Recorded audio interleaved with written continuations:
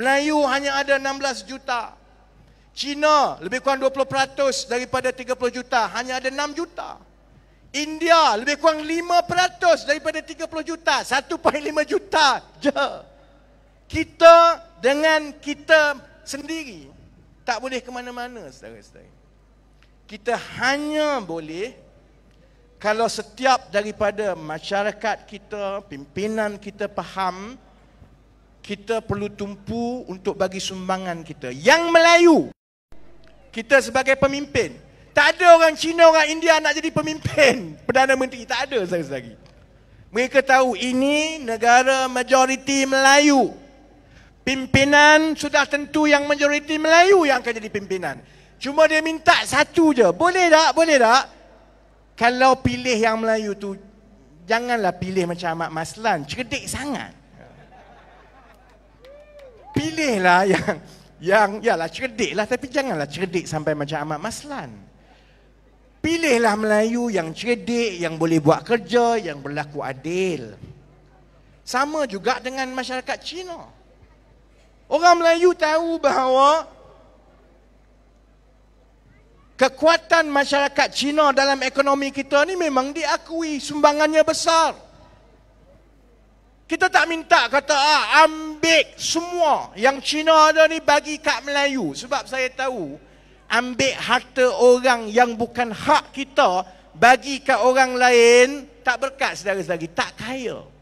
Kau ambil harta, baik harta orang Melayu ke, orang Cina ke, orang India ke, hatta kamu ambil harta kamu tipu Yahudi pun, dapat harta itu tak berkat, tak kekal. Harta kekayaan datang daripada hasil usaha penat lelah ikhlas kita. Semua orang tahu. Cuma orang Melayu kata, pastikan bahawa setiap anak Melayu profesional yang cerdik, kalau dia bekerja dengan kamu, dia mestilah dapat tempat yang sama dan dinaikkan pangkat dan diberikan gaji dan peluang yang sama macam kalau pekerja itu seorang Cina atau India. Tak susah Malaysia. Cuma kita kena tolak permainan yang Zahid kata, yang Haji Hadi kata, yang Muhyiddin Azmin kata. Sebab mereka tak boleh nak tawarkan kepada rakyat seperti yang kami sebut ini. Dia nak kempen, dia tak boleh nak kata kami akan bekerja kuat demi untuk kesejahteraan rakyat. Sebab orang kata, kamu yang 60 tahun kamu buat kerja apa? Sekarang pun nak kerja kuat. Orang dah masuk lubang.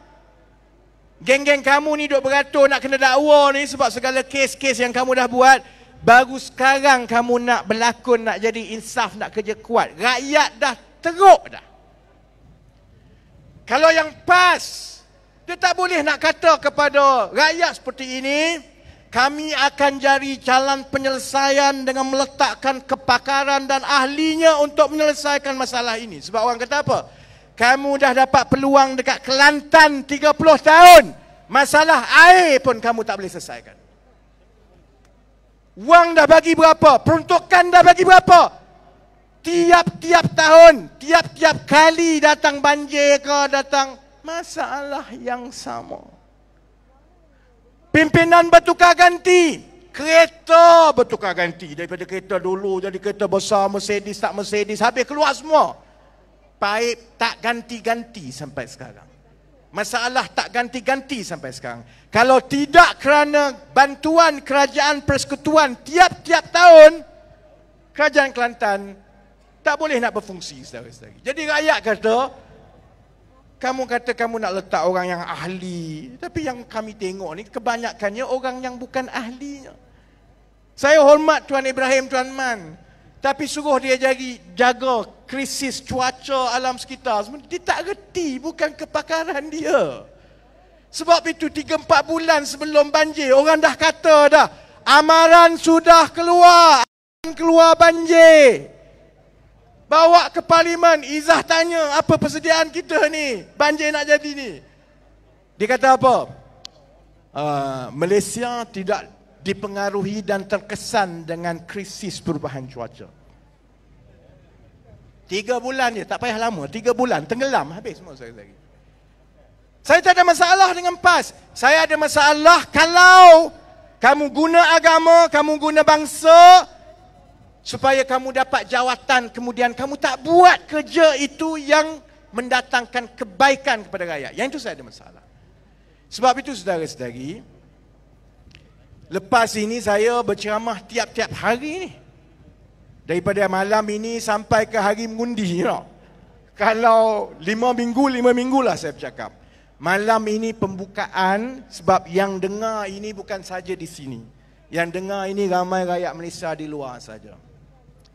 Akan ada pembongkaran, akan ada skandal, akan ada cerita macam-macam. Tapi saya tak nak lari daripada perkara paling penting. Kita ada tanggungjawab. Tanggungjawab saya sebenarnya, saya tak ambil pot sangatlah soal menang kalah jadi kerajaan ni. Dulu orang tak percaya. Kerajaan Pakatan menang pun saya tak ambil satu benda pun. Saya tak minta satu benda dan tak dapat satu sen.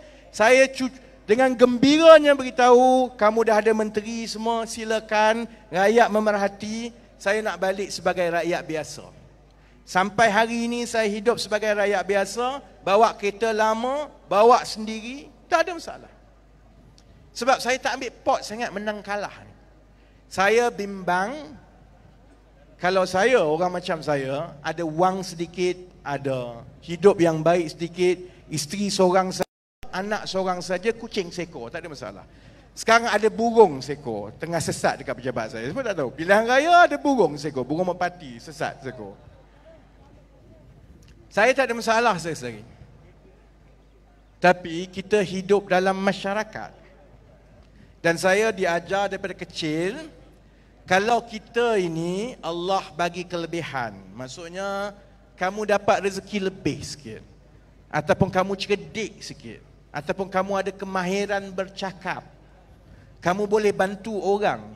Kalau kamu ambil keputusan untuk hidup tanpa bantu orang, kalau ikut Islam, itu jatuh sebagai kufur nikmat. Kamu tidak berterima kasih dengan kelebihan yang Allah bagi kepada kamu, lama-lama kamu kena. Itu saja. Sebab sedang saya dengan keluarga saya tak ada masalah. Kalau tengok dekat Batu, dekat Sentul, dekat luar Kuala Lumpur, dekat Perlis, dekat Kelantan, dekat Johor. Kalau kita terus dengan begini, yang mana orang politik di atas bergaduh sesama mereka, memecah belahkan rakyat dengan main isu perkauman, langsung tak malu. Bila dia dah curi duit, dia tak malu, saudara-saudari. Mana maruah kita? Jenis anak yang macam mana yang kita nak besarkan? Dalam keadaan dia tengok menteri-menteri dia, bodoh pun menteri tak malu, hodoh pun menteri tak malu, curi duit sakau pun menteri tak malu. Anak yang macam mana kita nak besarkan? Itu yang saya kena bantu. Dan saya harap saudara-saudari juga terima dan bantu. Pilih yang mana itu pilihan saudara-saudari. Tak ada paksaan dan itu tanggungjawab dan cabaran kami. Cuma saya yakin sebenarnya menang atau kalah saudara-saudari. PKR insya-Allah kami akan tetap berada di sini. Kalau dekat Batu ini kita sudah menjadi wakil rakyat sejak tahun 2008 lagi. Menang atau kalah, insya-Allah kami akan tetap bersama dengan kumpulan-kumpulan yang perlukan pembelaan. Kami takkan bersama dengan tauke, kami takkan bersama dengan orang kaya dengan projek. Yang itu saudara-saudari jangan bimbang. Kami akan bersama dengan orang susah yang Melayu, Cina, India. Menang, kita ada tanggungjawab yang besar untuk bantu letakkan balik landasan negara.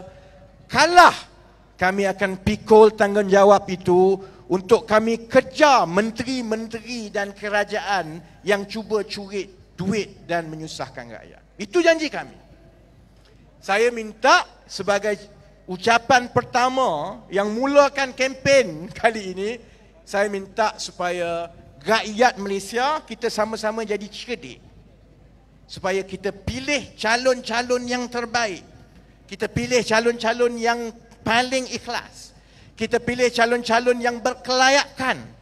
Kita pilih calon-calon yang kita tengok rekod dia, kita rasa dia boleh buat kerja yang lebih baik daripada yang ada.